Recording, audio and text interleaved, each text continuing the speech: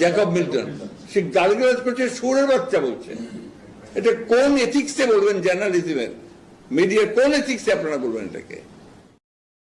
এখন উনি সাংবাদিকতার এথিক্স ধরেছেন যে এটা সাংবাদিকতার কোন এথিক্সে পড়ে।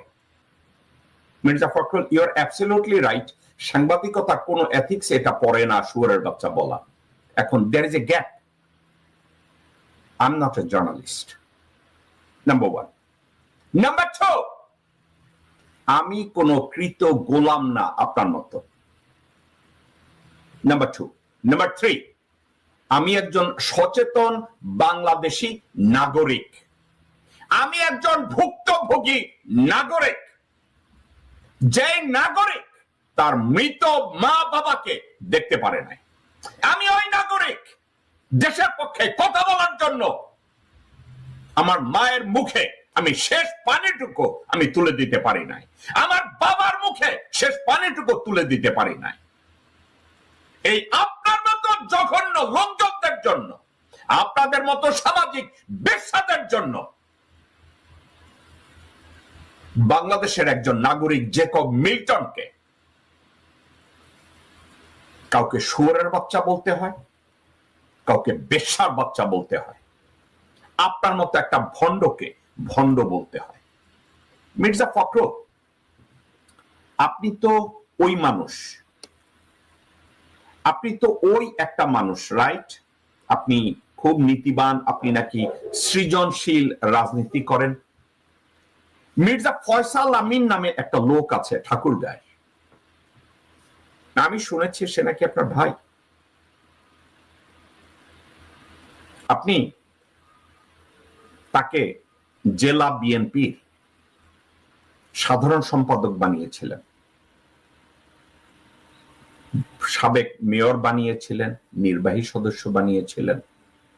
2015 সালে মির্জা ফয়সাল আমিন ঠাকুরগাঁ পৌরসভার মেয়র নির্বাচিত হন। তবে ঋণ খেলাপি হিসাবে সে সময় তার নামে নির্বাচন কমিশনে অভিযোগও জমা পড়েছিল। মির্জা ফখরুল, আপনি অত্যন্ত ক্লিন না? ওকে। অ্যাডভোকেট অরুণাংশ দত্ত, টিটু উপজেলা চেয়ারম্যান, ঠাকুরগাঁও সদর উপজেলা এবং আওয়ামী লীগ নেতার বাড়িতে হামলা ঠেকানো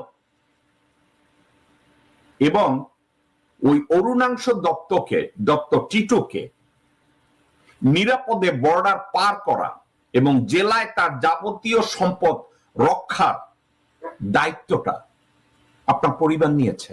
মির্জা ফখরুল, আপনি নিয়েছেন, আপনার ভাই মির্জা ফয়সাল আমিন নিয়েছে। এ বাবদ 10 কোটি টাকার লেনদেন হয়েছে না?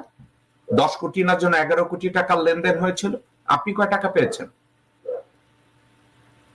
5ই আগস্টের আগে মির্জা ফয়সাল, তার কোনো নিজস্ব গাড়ি ছিল না, কিন্তু 11 কোটি টাকার পরে মির্জা ফয়সাল আমিন এখন অত্যন্ত দামি গাড়িতে চলে।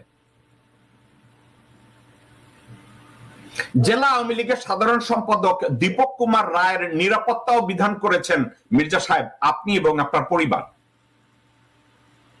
এবং বিনিময় মূল্য আবার কয়েক কোটি টাকা। আপনি কত পেয়েছেন? ঠাকুরগাঁয়ের প্রথম নারী জেলা প্রশাসক হিসাবে 11ই সেপ্টেম্বর নিয়োগ পান ইশরাত ফারজানা। কাজে যোগদান করেই সরকারি নানা অধিদপ্তরের সাথে বৈঠক করলেও জেলা বিএনপি নেতাদের সাথে বৈঠক না করায় ক্ষুব্ধ হন আপনার ভাই মির্জা ফয়সাল।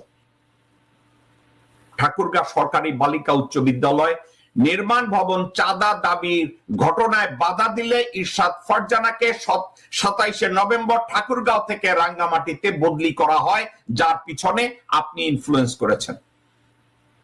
আপনি নিজে ইনফ্লুয়েন্স করেছেন মির্জা ফখরুল।